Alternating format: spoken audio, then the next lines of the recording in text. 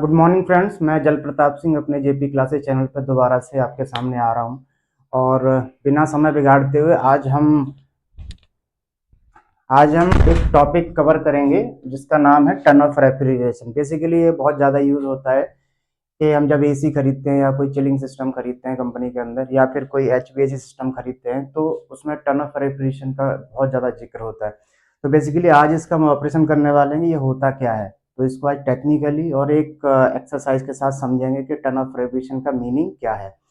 तो turn off refrigeration कुछ नहीं है, एक एक कैपेसिटी है जिसको हम बोलेंगे कि इतना क्वांटिटी आइस को वाटर में अगर कन्वर्ट कर देता है कोई सिस्टम 24 आवर के अंदर, तो उसको 1 टन डिफाइन कर दिया जाता है, 1 TR 1 टन ऑफ रेफ्रिजरेशन बोला जाता है। तो डेफिनेशन में यहाँ पे लिख देता हूँ।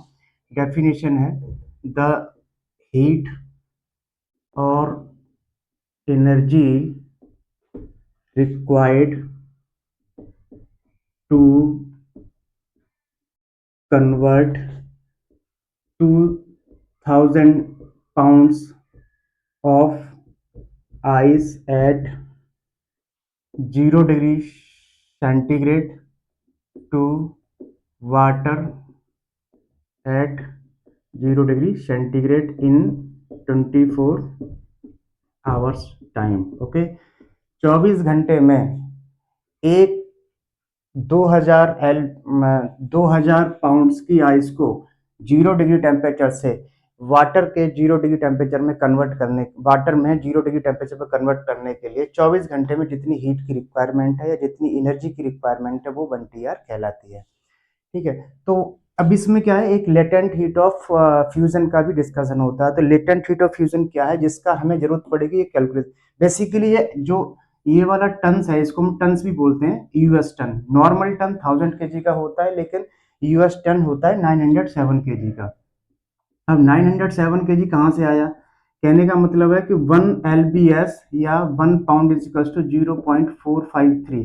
जब इसको मल्टीप्लाई करोगे आप 2000 पाउंड से तो ये आपका 907 kg आएगा। तो कहने का मतलब है कि हमारे जब हम टीआर की बात करते हैं तो पूरा 1000 kg का टन नहीं लेते हैं, that is equal to 907 kg of the short ton या यूएस टन हम इसको कैलकुलेट करते हैं। ठीक है, अब आते हैं कि ये जो एनर्जी है, हमने 1 TR लिख लिया, 1 TR में इतना केजी होता है, लेकिन किलो कैलोरी और किलो जूल में बात करेंगे तो कैसे निकालेंगे। तो एक आता है कि latent heat of the fusion. Latent heat of fusion क्या है, लेटेंट हीट ऑफ फ्यूजन का मतलब है कि heat required to melt 1 kg ice at 0 degree temperature to the water at 0 degree temperature. जितना एनर्जी 1 kg आइस 0 डिग्री की ice को convert करने के लिए 0 डिग्री के वाटर में जितना हीट की रिक्वायरमेंट रहती है वो लेटेंट हीट ऑफ फ्यूजन कहलाती है। तो इसका जो थ्योरेटिकली या प्रैक्टिकली जो वैल्यू आता है वो आता है 334 किलो जूल पर केजी। कहने का मतलब है कि 334 किलो जूल 1 kg आइस को जो 0 डिग्री टेम्परेचर पे उसको वाटर में कन्वर्ट करने के लिए 0 डिग्री टेम्परेचर पे 334 किलो जूल पर केजी की एनर्जी लगेगी। पर केजी मतलब आइस को 1 kg मान लिया कि 1 kg आइस को कन्वर्ट करने के लिए इतना किलो जूल लगेगा। अब हम अगर बात करें 1 TR, तो 1 TR को सीधा सीधा कैसे कैलकुलेट करेंगे। तो 907 किलो आइस है, तो 907 किलो इन 907 इंटू 334 इसको मल्टीप्लाई कर देंगे। तो ये मल्टीप्लाई करके आएगा, हम just taking help from the calculator, 73511। Okay, so 907 into 334, so this is equals to 3200 sorry 3,02,938 kilo joule per ton. ठीक है ना, तो इसको हमने बोल दिया कि 1 TR की जो कैलकुलेशन है इतना किलो जूल एनर्जी लगेगी 1 टन आइस या 907 kg आइस को कन्वर्ट करने के लिए at 0 degree temperature of water. अब क्या है कि अगर मैं इस आगे की जो कैलकुलेशन हम करेंगे किलो कैलोरी में करेंगे, इसलिए इसको हम कोशिश करेंगे कि किलो कैलोरी पर आवर में कैलकुलेट कर दें। तो हाँ, इससे पहले हम एक काम और करेंगे, हम इसको in terms of the kilowatt energy और निकाल लेंगे। तो किलोवाट एनर्जी में निकालने का क्या तरीका है, ये जो एनर्जी लगी कितने घंटे में लगी, 24 आवर में, और 24 आवर में आपका कितना टाइम होता है इन सेकंड। तो फॉर्मूला क्या होगा केडब्ल्यूएच में कन्वर्ट करने के लिए, केडब्ल्यूएच में कन्वर्ट करने के लिए kilo joule energy, kilo joule energy divide by 24 hours into seconds and hour, तो 3600 सेकेंड्स मेरा होता है किसमें, एक घंटे में। तो इसको मैं कन्वर्ट कर दूंगा किलो कैलोरी में, ठीक है। तो ये आएगा आपका 3,02,938 डिवाइड बाई 24 इंटू 3600, 86,400, इसको मैंने डिवाइड कर दिया, तो ये आ गया वैल्यू लगभग 302938 डिवाइड बाई 86400, सॉरी डिवाइड करेंगे 302938 डिवाइड बाई 86400, तो this is equal to 3.5 approximate this one. Okay, so ये मेरा जो इसको मैं ऐसे 3.50 लिख देता हूँ, तो ये मेरा किलोवाट में एनर्जी आ गया, ठीक है। तो कहने का मतलब है 1 TR is equal to 3,02,938 kilo joule per ton in 24 hour, and if I talk about the kilowatt that is a 3.5 kilowatt. अगर अब हम यहाँ बात करते हैं कि 1 टन एसी खरीदते हैं, 1 टन का एसी खरीदते हैं, तो उसका क्या मीनिंग है, इसका जो किलोवाट है 3.5 किलोवाट है। अगर 1.5 टन का एसी खरीदते हैं तो 3.5 इंटू 1.5, तो ये करीब करीब आ जाएगा 5.5 किलोवाट के आसपास, ठीक है। तो कंफ्यूज होने की जरूरत नहीं है। The 1 ton 1 TR is equals to what 3.5 kilowatt, और 1 TR is equals to what 3,02,938 kilo joule per ton, ठीक है। अगर अब हम इसको किलो जूल पर टन को हम किलो कैलोरी पर केजी में कन्वर्ट करेंगे, क्योंकि एक एक्सरसाइज है, इसमें हम जब हीट लोड कैलकुलेट करते हैं तो किलो कैलोरी पर आवर में ही कैलकुलेट करते हैं। तो हम जानते हैं इस वैल्यू को उठा करके क्या करेंगे, इस वैल्यू को उठा करके हम ले आएंगे नीचे, ठीक है। तो और इसमें हमें अच्छी तरह पता है कि 1 kilo joule is equal to कितना होता है 0.239 किलो कैलोरी, ठीक है। अब ये 24 आवर का वर्किंग है, तो इसको हम पर आवर में कैलकुलेट करने के लिए इस वैल्यू को पहले क्या करेंगे, इस वैल्यू को हमें 24 आवर्स से डिवाइड करना पड़ेगा, फिर इसके साथ मल्टीप्लाई करना पड़ेगा, ठीक है ना। तो ठीक है, अभी क्या करेंगे, इसको हमने डिवाइड किया कितने, तो 302938 डिवाइड बाई 24, तो ये आ गया मेरा, ये कैलकुलेशन आ गई 12,622 किलो जूल पर आवर, ठीक है ना। और इसको मैं अगर किलो कैलोरी पर आवर में कैलकुलेट कन्वर्ट करना है तो इसका इससे मल्टीप्लाई कर दूंगा इंटू 0.239, तो this is equals to what, this is equals to 3016 kilo calorie, ठीक है।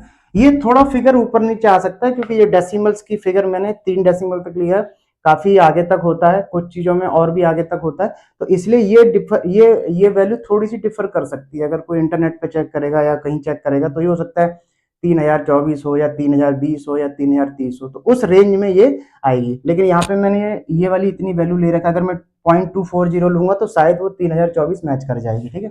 तो कंफ्यूज होने की जरूरत नहीं है। तो अब हमें पता चल गया, अगर मैं किलो कैलोरी की बात करूं तो 1 ton is equal to 3016 kilo calorie per hour. ये मेरा एक हीट लोड कैलकुलेशन आया कि एक टीआर में इतना kilo calorie per our energy की रिक्वायरमेंट होती है, और हमें डेफिनेशन समझ में आ गया, ठीक है। एक इसके अंदर एक बीटीयू का डेफिनेशन और बात करते हैं। बीटीयू क्या है, बीटीयू होता है ब्रिटिश थर्मल यूनिट, ठीक है। इसको याद रखेंगे 3016 को, ठीक है। मैं वहां लिखा छोड़ देता हूं, इसकी कैलकुलेशन हम बाद में जब करेंगे तो हमें जरूरत पड़ेगी, ठीक है। मैं यहाँ लिखा इसको इतना छोड़ देता हूँ तो आपको याद रहेगा। अब आती है कि बीटी कॉमनली यूके और यूएस में यूज किया जाता है in terms of the chiller operation और इन ऐसी एसी ऑपरेशंस, ठीक है।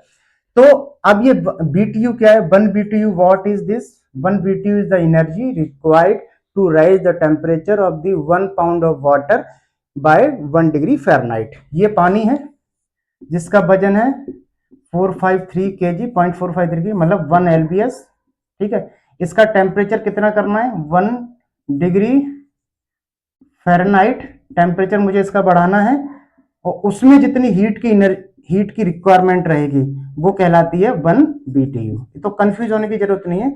The heat requirement to increase the 1 lbs or 1 pound of water by 1 degree Fahrenheit, so that is equal to the 1 BTU. So 1 TR is equal to 12,000 BTU, ये आपको याद रखना है, ठीक है। अब आते हैं एक एक्सरसाइज पे। कोई एक सिस्टम दिया हुआ है और आपको निकालना है कि उसका टर्न ऑफ रेफ्रिजरेशन कितना है, ठीक है। तो एग्जांपल के तौर पर मैं एक यहाँ पे कूलिंग टावर डिजाइन करता हूँ, ये मैं हटा देता हूँ अभी, ठीक है। ये मैं लिखा छोड़ देता हूँ क्योंकि मुझे वहां पे किलो कैलो की जरूरत पड़ेगी। एक कूलिंग टावर है यहाँ पे, ठीक है, और यहाँ पे आपका चिलिंग सिस्टम लगा हुआ है। यहाँ से एक पंप लगी हुई है जिसका लोड में मान के चलता हूँ 0.44 किलोवाट है। पंप मोटर से चलेगी इसलिए एनर्जी मैंने किलोवाट में ले रखी है, ठीक है। ये चिलर सिस्टम है आपका, ठीक है। यहाँ से आपका कूल वाटर एंटर हो रहा है, ठीक है ना, कूल वाटर एंटर हो रहा है। यहाँ से वाटर एंटर होता है कॉइल के अंदर और ये निकल करके इसमें आता है, फिर से चिलर में आता है, ठीक है ना। तो जो चिलर के अंदर वाटर यूज हो रहा है उसका टेम्परेचर ग्रेडियंट है कितना, 5 डिग्री में मान लेता हूं। मतलब अगर यहाँ पे 10 का इन हुआ और यहाँ का 5 का निकला, यहाँ 10 डिग्री सेंटीग्रेड का एंटर हुआ, यहाँ 5 डिग्री सेंटीग्रेड का, तो डेल्टा टी आ गया मेरा कितना, 5 डिग्री। अब यहाँ से एक फ्लो रेट दिया जा रहा है एयर का। अब एयर यहाँ से एंटर हो रही है जिसका फ्लो रेट है 1000 kg पर आवर, ठीक है। और यहां से ये ठंडी एयर निकल रही है, कूल्ड एयर यहां से निकल के बाहर आ गई, ठीक है ना, कूल। अब ये जितना सिस्टम है ये कॉनकरेंट प्रोसेस में काम कर रहा है, मतलब वाटर की कॉइल का जो वाटर का ट्रेवलिंग है नीचे से ऊपर है और जो एयर का ट्रेवलिंग है वो ऊपर से नीचे है, ठीक है। तो कॉनकरेंट प्रोसेस है। कोकरेंट में क्या होता है, दोनों डायरेक्शन सेम होती है। अब क्या करेंगे, हाँ हमें पता है कि इस एयर का टेम्परेचर 45 डिग्री सेंटीग्रेड है और जो मुझे मिल रहा है वो मिल रहा है 10 डिग्री सेंटीग्रेड, ठीक है। अब ये पूरा डिजाइन हो गया, मतलब ये सिस्टम आपके पास है, इसका मुझे टीआर निकालना है। तो जो पानी ठंडा हो रहा है वो हो रहा है 5 डिग्री के टेम्परेचर ग्रेडियंट पे, और जो एयर ठंडी हो रही है वो हो रही है 35 डिग्री टेम्परेचर पे, 35 डिग्री टेम्परेचर ग्रेडियंट पे, ठीक है ना। अब क्या करेंगे, हमें पता है कि जो हीट लोड का फॉर्मूला होता है, हीट लोड क्या होता है, हीट लोड को कैसे डिनोट करते हैं, क्यू से। अब एयर की पहले बात करेंगे तो Q A is equals to M C P into delta T, ये फॉर्मूला होता है। अब इस फॉर्मूले में क्या करेंगे कि अगर मेरा मास फ्लो रेट कितना है 1000 kg है, सीपी कितना होता है एयर का 0.24 होता है, इंटू डेल्टा टी कितना है, डेल्टा टी कितना है 45 माइनस 10। इस प्रॉब्लम को पूरा सॉल्व करेंगे तो ये मेरा रिजल्ट आ जाएगा अप्रोक्सीमेट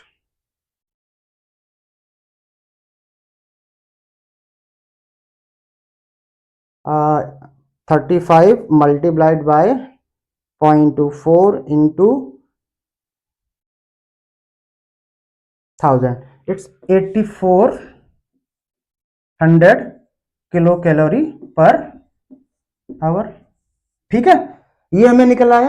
अब एक चीज और बोलिए कि भैया ये जो है जो पंप लगी है ये भी एक एनर्जी ले रही है, तो जब कैपेसिटी हम कैलकुलेट करते हैं तो पूरे सिस्टम की करते हैं, उसमें क्या क्या एनर्जी कंज्यूम होगा। अभी जैसे टीआर का कंफ्यूजन क्या होता है कि हम ये बोलते हैं कि खाली जो एनर्जी हमने सिस्टम को दी आइस से वाटर कन्वर्ट करने के लिए, वैसे ही हमें जितनी एनर्जी एट 0 डिग्री वाटर से एट 0 डिग्री आइस में कन्वर्ट करने के लिए लगेगी in electrical form, in some different kind of the form, वो भी उतनी ही होगी। तो दोनों टर्म्स में जो डेफिनेशन है वो सेम ही है, 1 TR energy required to convert the water at 0 degree temperature to the ice at 0 degree temperature, and the heat is required to convert the 0 degree ice to the 0 degree water. तो दोनों का definition same रहेगा, उसमें कोई change नहीं और दोनों में एनर्जी सेम लगेगी। हम चाहे भले ही उसे किलो जूल में निकालना या किलो कैलोरी में या किलोवाट में निकाल लें, तो कैलकुलेशन में कोई चेंज नहीं आएगा, बट ये कि फॉर्म चेंज हो जाती है। रेसिप्रोकल है, मतलब जो चीज ए से बी हो रही है वही चीज बी से ए होगी, तो आपको एनर्जी उतनी ही लगेगी। ठीक है, अब क्या करेंगे, अब हमें अगर कोई ये बोलता है कि यार ये सिस्टम का ना फ्लो रेट भी हमें निकालना है कि पानी किस फ्लो रेट से मूव करेगा तब जाकर के ये टावर में जो 45 डिग्री टेम्परेचर है और यहाँ पे 10 डिग्री मिलेगा, तो उस अगर मैं वाटर का जो सर्कुलेशन है कम कर दूंगा ज्यादा कर दूंगा तो इस टेम्परेचर पे भी इफेक्ट आएगा। ठीक है, तो हम क्या करेंगे कि हमें क्यू ए पता है, मतलब हीट लोड हमें सिस्टम का पता चल गया, तो यही फॉर्मूला हम इस सिस्टम के लिए भी लगा देंगे। ठीक है ना, किसके लिए, चिलिंग सिस्टम के लिए। तो Q हमें पता है, तो Q A is equals to M C P delta T. अब m कितना है, m हमें निकालना है, मतलब एम डब्ल्यू लिख देंगे इसको, ये हमें निकालना है क्योंकि फ्लो रेट हमें पता नहीं है। और Cp कितना है, Cp वाटर का होता है 1, और Cp क्या है, स्पेसिफिक हीट होती है। The specific heat is the amount of kilo calorie to increase और raise the temperature by 1 degree of the water, so that is the 1। अभी क्यू ए निकाला हमने 8400 is equals to M W हमें निकालना है, सीपी कितना है 1 और डेल्टा टी कितना है 10 माइनस 5 इज इक्वल्स टू 5। ठीक है, इसको सॉल्व करेंगे तो ये आएगा आपका,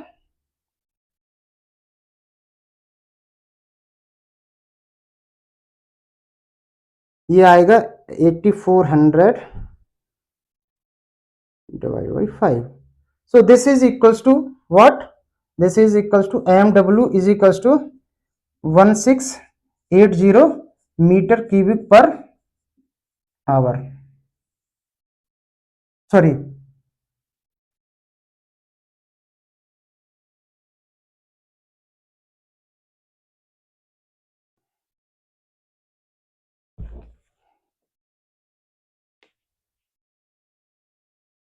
डिवाइड बाई सीपी कितना होता है, वाटर का सीपी 1 होता है, और सीपी क्या है, CP is specific heat, the heat require the requirement of the heat to raise the temperature of y 1 degree centigrade, that is specific heat। ठीक है, into temperature gradient is delta t 5। अगर हम इसको solve करेंगे तो ये 84 divide by 5, तो ये आएगा आपका 1680 केजी पर आवर।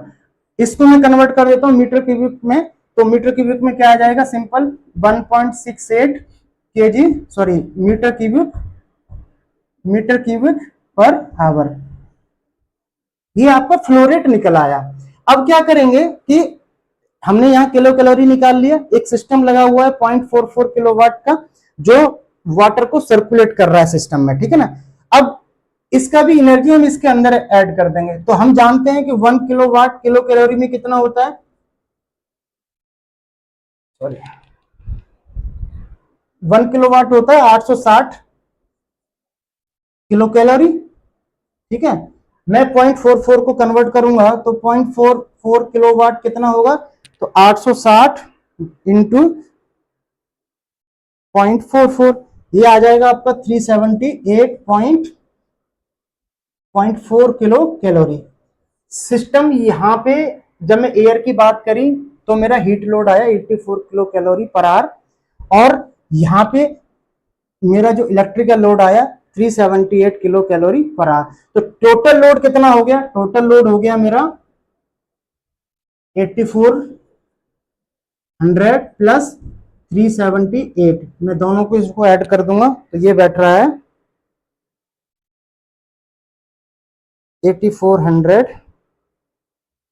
प्लस 378, ये आ गया आपका 8778 किलो कैलोरी पर आवर। ठीक है, और हम ये जानते हैं कि टीआर में कन्वर्ट करने के लिए 1 TR equals to 3016 kilo calorie, तो इस सिस्टम को टीआर में कन्वर्ट करेंगे तो क्या आ जाएगा, टीआर 8778 डिवाइड बाई 3016। ठीक है ना, इससे इस वैल्यू को डिवाइड कर दो, तो 8778 डिवाइड बाई 3016, तो कहने का मतलब है कि 2.9 टीआर का सिस्टम की रिक्वायरमेंट है। This is the final figure to achieve this kind of the capacity TR or ton of refrigeration to operate the system at this conditions। ठीक है, ये क्लियर हो गया।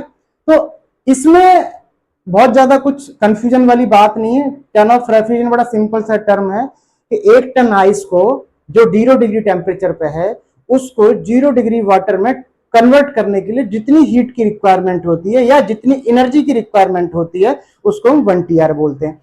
ऐसे ही अगर हम इलेक्ट्रिकल सिस्टम में बात करें तो 907 kg वाटर जो 0 डिग्री टेम्परेचर पे उसको आइस में कन्वर्ट करने के लिए जितनी इलेक्ट्रिकल एनर्जी की जरूरत पड़ेगी वो 1 TR कहलाती है। यहां पे ये याद रखना है कि 1 ton is equals to not 1000 kg, that is equals to 907 kg, इसे यूएस टन बोलते हैं। दूसरा चीज ये क्यों बोला जा रहा है, क्योंकि हमें जो कैलकुलेशन बताई गई है या जो कैलकुलेशन क्रिएट की गई टर्न ऑफ रेफ्रिजरेशन में वो 2000 LBS या फिर 2000 पाउंड पे कैलकुलेट की गई है और 1 पाउंड की वैल्यू होती है 0.543। उसको अगर 453 उसको हम कन्वर्ट करते हैं केजी में तो 2000 multiplied by 0.453 is equal to 907 kg, that is called the US ton. आपको ये वीडियो काफी अच्छा लगा होगा, इंटरेस्टिंग है। ठीक है, जो इंडस्ट्री में लोग काम कर रहे हैं उनके लिए बहुत सारा कंफ्यूजन रहता है कि टन ऑफ रेफ्रिजरेशन होता क्या है। तो मैंने यहाँ पे BTU में समझाया है, किलो कैलोरी में समझाया है, किलो जूल में समझाया है और स्पेसिफिकली किलो वाट में भी समझाया है और कैसे किलो कैलोरी को हम टन्स ऑफ रेफ्रिजरेशन में कैलकुलेट करते हैं या कैसे कन्वर्जन होता है। ठीक है, तो इस तरह के और भी बहुत सारे वीडियो मेरे आते रहेंगे और जो इंडस्ट्रीज में काम कर रहे हैं इसे इंडस्ट्रियल इंजीनियरिंग बोलते हैं। इस तरह के वीडियोस को आगे देखने के लिए मेरे चैनल जेपी क्लासेस को आप सब्सक्राइब कर सकते हैं और लाइक कर सकते हैं। ठीक है, और इस तरह के वीडियो मैं बनाता रहूंगा। Thank you.